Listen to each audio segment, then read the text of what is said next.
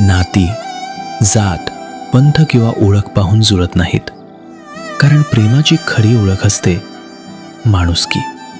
आंतरजातीय विवाह म्हणजे केवळ दोन व्यक्तींचं नातं नाही, तो आहे समाजाला जोडणारा सेतू.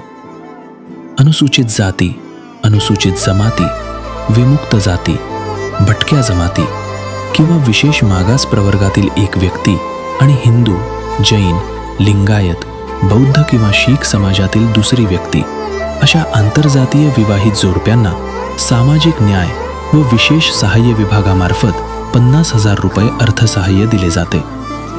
हे अर्थसहाय्य पती पत्नीच्या संयुक्त नावानं प्रदान करण्यात येते.